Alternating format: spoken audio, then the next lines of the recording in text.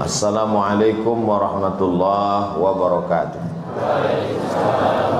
Alhamdulillah, Allahumma sholli ala sayyidina Muhammad wa ala ali sayyidina Muhammad. Pertanyaan yang pertama, apa doa yang bisa saya amalkan supaya orang yang kita sayangi mendapat hidayah? Allahumma hdi qaumi fa innahum la ya'lamun. Doa Nabi ketika umatnya menyiksa, mengejek, mengolok, melempar batu, melempar kotoran unta, melempar dengan kayu. Allahumma hdi qaumi fa innahum la ya'lamun. Sekali lagi, Allahumma hdi qaumi fa innahum la ya'lamun. Perlu dipahami, doa tak mesti bahasa Arab. Ya Allah, bukakan pintu hidayahnya. Ya Allah, berhentikan dia minum khamar, berhentikan dia sabu-sabu, berhentikan dia narkoba. Kalau tak berhenti juga, tangkapkan dia ke BNN. Doa sholat yang mesti pakai bahasa Arab. Di luar sholat berdoa pakai bahasa Indonesia, pakai bahasa daerah. Ambo sampai kini berdoa masih pakai bahasa kampung, bahasa daerah. Yang bahasa Arab itu cuma 4 saja. A'udzubillah, bismillah, alhamdulillah, salawat. A'udzubillahi minasyaitonirrajim, bismillahirrahmanirrahim, alhamdulillah rabbil alamin, wassalatu wassalamu ala asyrafil anbiya'i wal mursalin wa ala alihi washabihi ajma'in.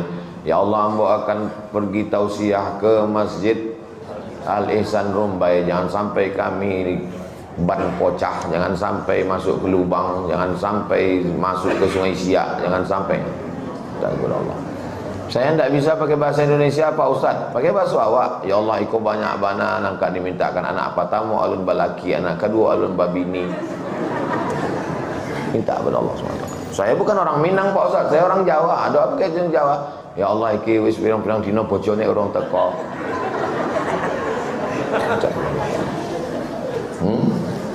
Banyak orang sekarang tidak berdoa tapi menghafal doa.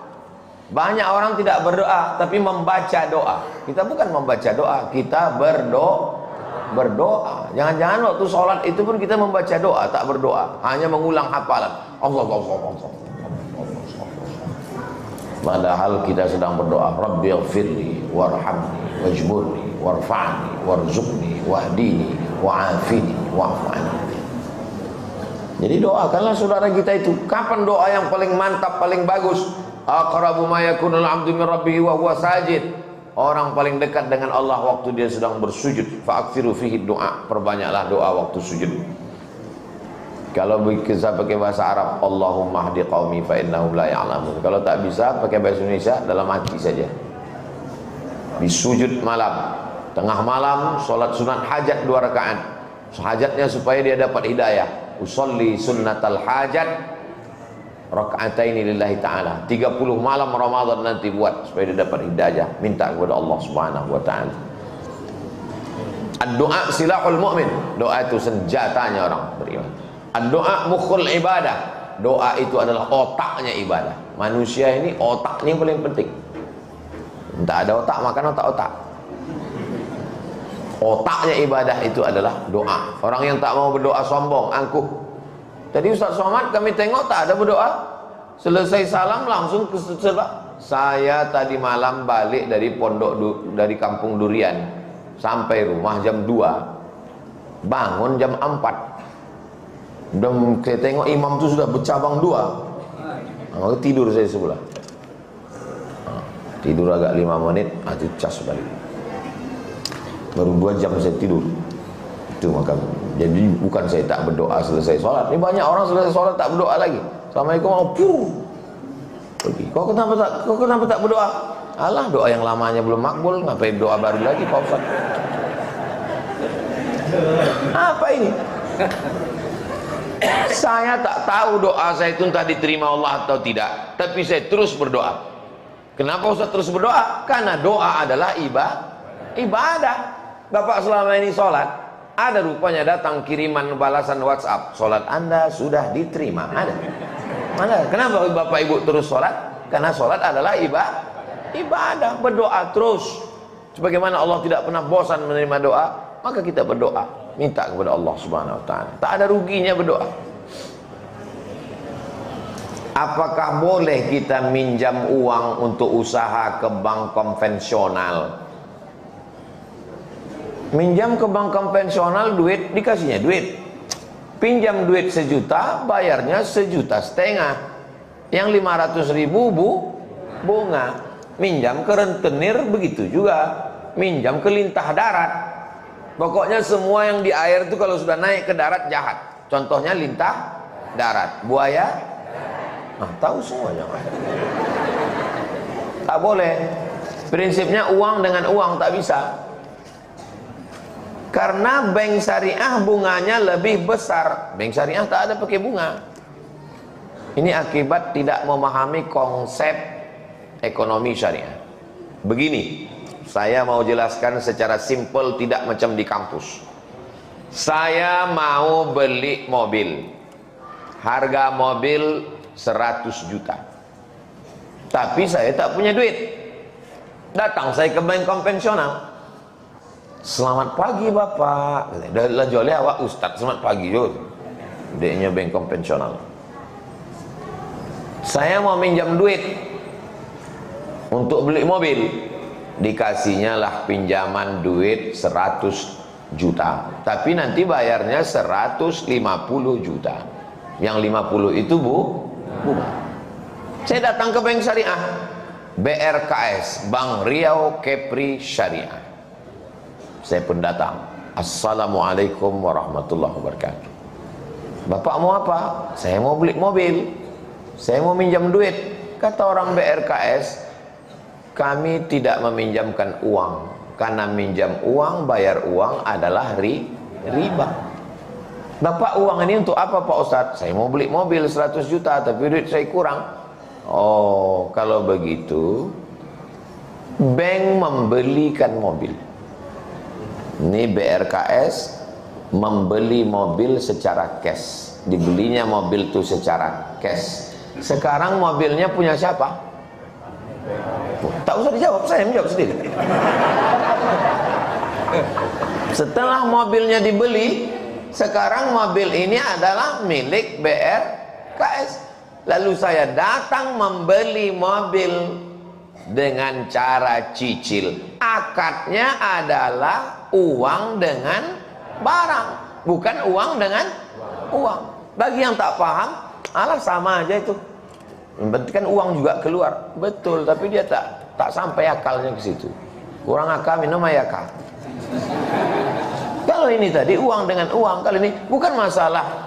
Ini lebih besar. Ini menyelamatkan kita dari riba. Kalau uang dengan uang riba, tapi kalau uang dengan barang tidak riba. Saya mau jual sepeda motor. Bapak beli sepeda motor saya, tapi tidak lunas, cash. Tidak dengan cara cash, dengan cara diangsur. Apakah mengangsur sepeda motor ke saya itu hukumnya riba? Tidak. Lalu kenapa kredit sekarang riba? Karena ada orang ketiga di antara kita. Siapa dia? Finance. Finance inilah yang riba itu. Karena finance, jasa keuangan adalah uang dengan uang. Jelas? Jelas insya Allah. Kalau ada yang bilang belum jelas, itu belum sarapan deh. Afwan Ustaz, saya ini memiliki ego yang tinggi sehingga sering membuat orang lain bermusuhan dengan saya. Memasuki bulan Ramadan ini, ego saya ingin supaya bisa dikontrol. Bagaimana cara mengontrol ego kita, Pak Ustadz? Kita ini marah karena kesalahan orang atau karena hal lain? Tahu saya jawab, saya jawab sendiri. Kita ini marah karena kesalahan orang atau karena hal lain? Ternyata kita marah bukan karena kesalahan orang, tapi karena hal lain. Contoh, saya berdiri depan pintu, tiba-tiba datang anak ketek, mainjak kaki ambo berang, mama toang. Tidak lama sesudah itu ambo tagak berdiri, datang tentara, dipijaknya kaki ambo. Saya bilang, Bapak, Saya marah karena kesalahannya atau karena unsur lain? Karena unsur lain. Kenapa waktu anak ketek tadi nginjak memarah? Karena anak ketek. Kenapa waktu pas tentara itu tidak tolok? Jadi sebetulnya kita tidak adil. Kita tidak adil. I'dilu, bersikap adillah kamu. Orang pergi ke rumah makan, minum. Maklumlah ibu-ibu mengurus anak itu lagi kurang konsentrasi, tagihan belum, uang listrik, uang air, tersenggol lah, tumpahlah jus tadi. Kemana mau tuang? Lalu kemudian bapak nih sore diundang sama kawan, bro, kongko-kongko kita sore ini. Oke, I am coming. Datang di tempat yang sama, jus yang sama, tumpah juga. Tapi apa kata dia? Tenang, kita pesan satu lagi. Pertanyaannya, dia marah tadi karena jus itu tumpah atau karena unsur lain? Berarti kita tidak adil. Kenapa waktu pertama marah? Kenapa waktu kawan tak marah? Paham? Itu enaknya sama jamaah rumbai yang cerdas-cerdas. Mudah mereka paham. Jadi masalah ego ini sebenarnya adalah kepada siapa? Maka kita renung sejenak, saya ini marah kepada siapa dan kenapa? Ibu kalau punya suami marah-marah, ibu jangan marah juga. Ibu nyanyi aja, abang jangan marah-marah, nanti udah capek mati. Orang yang marah itu ketika sedang puasa dia mengontrol marahnya. Karena orang yang sedang puasa jam 1, jam 2 kurang zat gula masuk. Tak minum gula, tak makan gula, tak makan nasi gula, tak makan tepung gula. Gula tak masuk, turun gula darah, emosi naik. Orang yang gula darahnya turun, emosinya naik. Dan di bulan Ramadan dia menahan. Karena Nabi mengatakan, kalau datang orang mengajakmu berkelahi, maka engkau katakan, inni shaim, inni shaim, ambo puaso. Datang orang mancing, ambo puaso. Habis buka puasa beko. Jadi sebenarnya dengan puasa itu dia sedang mengendalikan emosi. Apakah Islam ini agama yang menghilangkan emosi? Jangan dijawab. Islam tidak menghilangkan emosi. Islam hanya meletakkan emosi pada tempatnya. Itulah Islam. Saya tidak suka dengan jamaah yang dulu marah-marah, tapi setelah hijrah, setelah pengajian, diam. Pak, anak gadia pak dibawa orang. Sabar. Itu bukan sabar, bongak.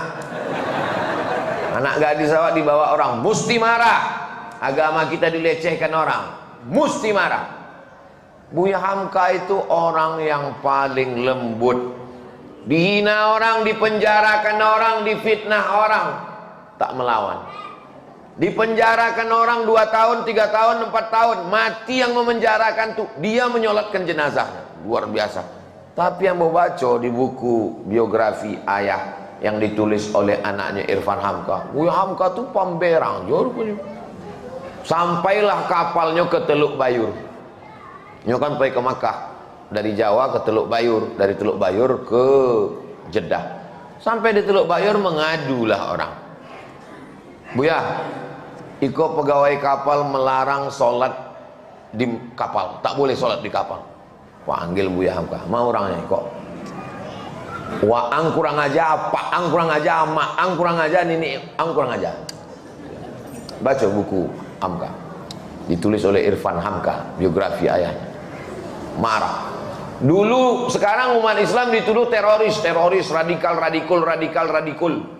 Dulu umat Islam di zaman Buya Hamka itu dituduh panglima jihad, komando jihad. Kalau ada orang rajin ke masjid, komando jihad. Mau ngamuk Buya Hamka, dipantingnya pecinya. Tidak ada komando jihad. Kalau ada komando jihad kok ikut orangnya komando jihad. Jadi marah itu mesti disimpan, tapi bukan sikit-sikit marah. Titel MM mudah marah. Mohon maaf kalau kebetulan di situ. Letakkan marah pada tempatnya. Ustadz, bagaimana cara menghafal Quran dengan cepat dan mutqin? Satu kata motivasi untuk menghafal Quran. Serius. Ini minta satu kata saja. Serius. Satu kata. Nah, pertama dihafal ketika otak kita sedang fresh sebelum subuh. Subuh Pekanbaru jam 5, jago jam 3. Sholat sunat, mandi, bersih, hafal. 1 halaman atau 1 lembar. 1 halaman atau 1 lembar. Sesudah dihafal, di murajaah, diulang-ulang. Diulang dalam sembahyang, diulang luar sembahyang, ulang. Besok tambah ulang. Mengulang membaca sendiri, mengulang membaca di depan kawan, mengulang membaca di depan guru, mengulang dengan cara menulis. 4 cara mengulang. Mengulang sendiri, mengulang depan kawan, mengulang depan guru, mengulang dengan cara ditulis. Di Sudan pakai batu tulis. Ada batu tulis karena mereka masyarakat yang susah, miskin. Jadi kalau pakai pena, pakai kertas habis pena. Jadi dia pakai batu tulis. Jadi setiap menghafal Quran pakai batu tulis. Karena dengan menulis itu lebih kuat lekatnya ke dalam. Penghafal Quran yang sudah diwisuda, yang sudah hafiz, kalau tidak murojaah hilang. Kunci hafalan ada pada murojaah. Rajin mengulang. Minimal 1 hari 2 juz. Jadi ibu bapak yang punya anak penghafal Quran, bawakan anak bapak ibu jalan-jalan ke pesantren Nurul Azhar Yayasan Tabung Wakaf Umat.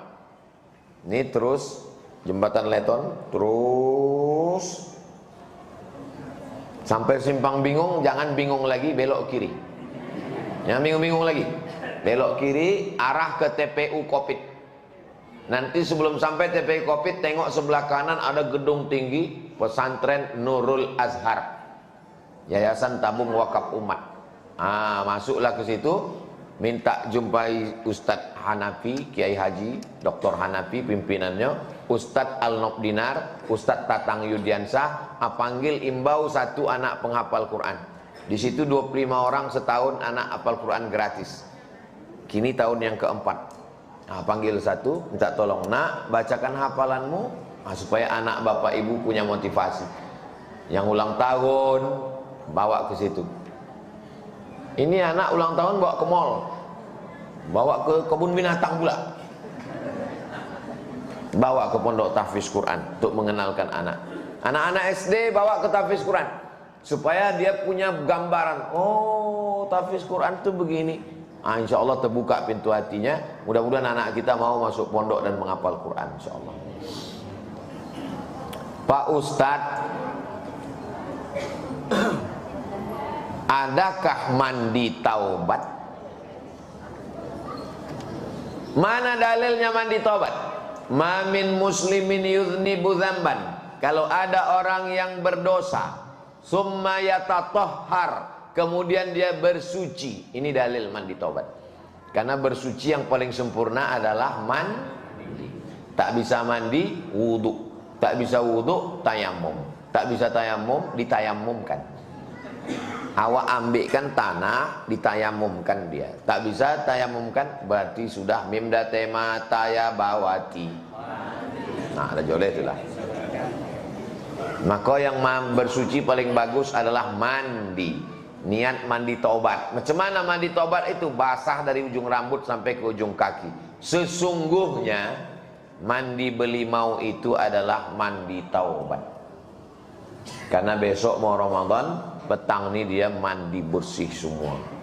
Cuman cara ulama dulu. Kenapa disebut belimau? Karena mandinya pakai limau. Kalau pakai sabun, bersabun, bersampo. Zaman dulu tak ada sabun, tak ada sampo, pakai limau, maka disebut belimau. Kalau orang Inggris berorange, orange juice. Sesudah mandi taubat, ma min muslimin yudhnibu dzamban, summa yatatahhar, mandi, berwudu, tayamum, summa yusalli rak'ataini, sembahyang sunat 2 rakaat. Sembahyang apa namanya? Salat sunat taubat. Summa yastaghfirullah, sudah itu istighfar minta ampun kepada Allah. Astaghfirullahalazim, astaghfirullahalazim, astaghfirullahalazim. Illa ghafarallahu lah, Allah ampunkan dosanya. Mudah-mudahan Allah mengampunkan dosa-dosa kita.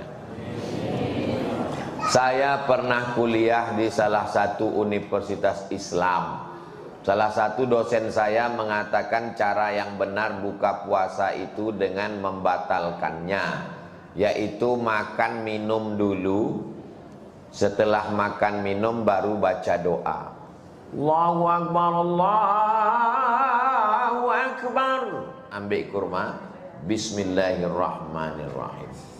Sesudah makan kurma baru berdoa, Allahumma laka sumtu wa bika amantu wa ala. Itu konten. Kalau prakteknya setelah masuk kurma itu menyusullah kurma-kurma selanjutnya. Udah tahu itu doa itu lah. Bukan sesederhana itu. Jadi masalah, makanya bunyi doanya indal iftar, bukan qablal iftar atau ba'dal iftar. Kenapa dipilih kata inda ketika? Karena kalau disebut ba'da atau qabla berat umat Islam ini. Maknanya inda itu boleh sebelum, boleh sesudah. Ada orang ditumpuknya doa itu di awal. A'udzubillahi minasyaitonirrajim. Bismillahirrahmanirrahim. Allahumma barik lana fima razaqtana wa qina azabannar. Zahabadh dhama'u wa batallatil uruq wa thabatal ajru. Allahumma laka sumtu. Karena sesudah itu tak sanggup, dia lagi berdoa pupa.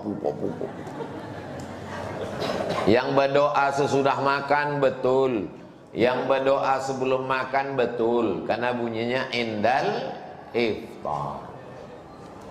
Tak ada yang salah. Yang tak berdoa pun tak salah. Kenapa? Karena doa makan paling pendek, bismillah. Allahumma barik lana fima razaqtana, hadis dhaif. Allahumma laka sumtu, dhaif. Dhahabadh dhama'u, dhaif. Yang sahih, bismillah. Sudah lapar kali sudah. Assalamualaikum warahmatullahi wabarakatuh.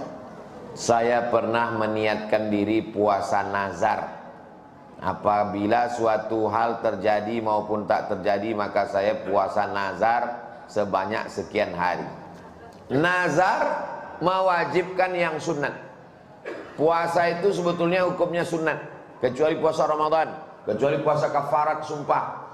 Tapi karena dinazarkan, maka berubah naik derajatnya dari sunat menjadi wajib. Bersedekah tadi, sedekah pagi sunat. Tapi karena bernazar, kalau lulus anakku ini nanti aku bersedekah tiap pagi 100.000 selama 10 hari, berubah dia dari sunat menjadi wajib. Itu nazar. Lalu suatu hal tersebut terjadi sesuai dengan saya minta dengan Allah. Namun di tengah perjalanan saya melunasi hutang puasa tersebut, saya merasa tak sanggup untuk melunasi hutang puasa. Makanya jangan suka mengobrol nazar. Suka kali bernazar. Nanti kalau anak ini lulus saya akan berkurban, nanti kalau ini saya akan puasa. Satu pun tak dibuat. Bagaimana hukumnya Pak Ustadz? Apakah kafarat saya diterima atau saya sebaiknya mencoba mengangsur puasa? Tidak bisa menebus puasa nazar dengan yang lain, kecuali dia dikatakan dokter ini penyakit mah akut. Bapak jangan puasa lagi ya Pak. Kalau saya puasa, kalau Bapak puasa, Bapak mati. Maka wa'alal ladzina yutiqunahu fidyatun ta'amu miskin. Maka berubahlah menjadi membayar fidyah. Bagaimana dengan membayar kafarat sumpah? Kafarat sumpah membayarnya la yu'akhidhukumullahu billaghwi fi aymanikum walakin yu'akhidhukum bima kasabat qulubukum. Bagaimana caranya? Fakaffaratuhu it'amu asyarati masakin. Misalnya ada orang bersumpah, saya jumpa sama orang di Makkah, istrinya meninggal, nikah sama orang Indonesia. Dia cerita sama saya, kata dia, saya dulu Pak Ustadz, waktu istri saya meninggal, menangis saya, ya Allah, aku sampai mati tak akan berbini gitu. Sesudah sebulan terkonang nak berbini. Jadi cumana saya bilang, kata dia berbini, dibayarnya lah kafarat sumpahnya tadi. Membayar kafarat nazar sama dengan bayar kafarat sumpah. It'amu asyarati masakin, kasih makan 10 fakir miskin, makan pagi, makan siang, makan malam.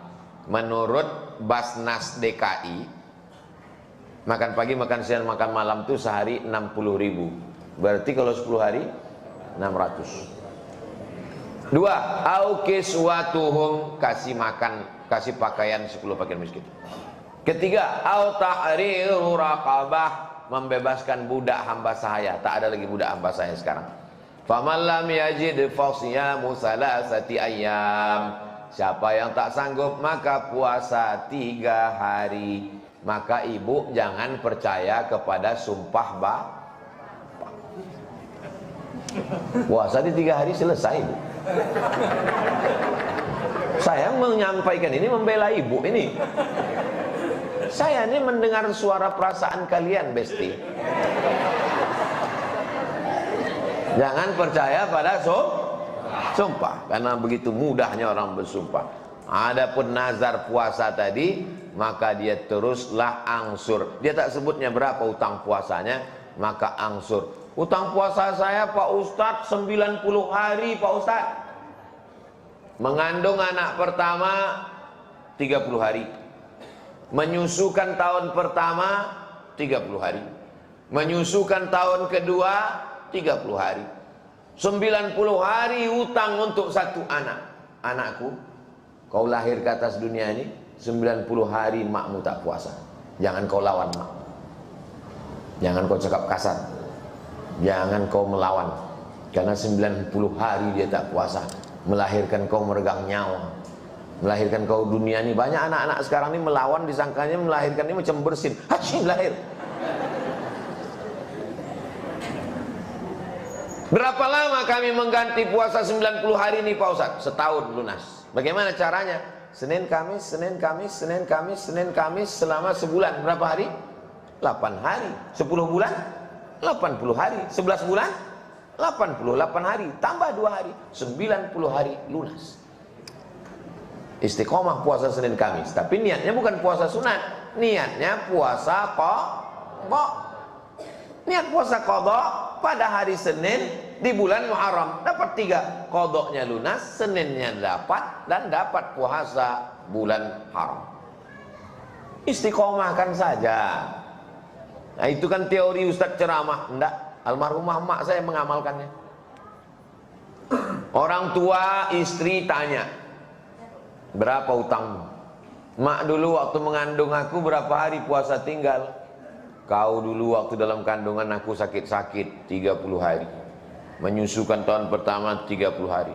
Di qadhanya Senin Kamis, Senin Kamis, berlebih puasanya bertahun-tahun.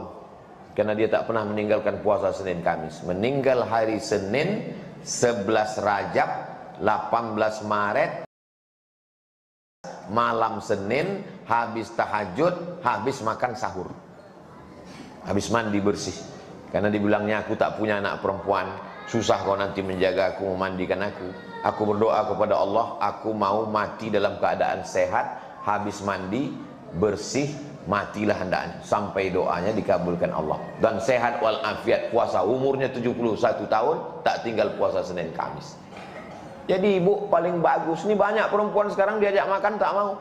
Makan siang ini diet, tapi puasa tak mau. Datanglah orang membawa iklan susu saset. Ustadz Somad kelihatannya kurus sekali, kata dia.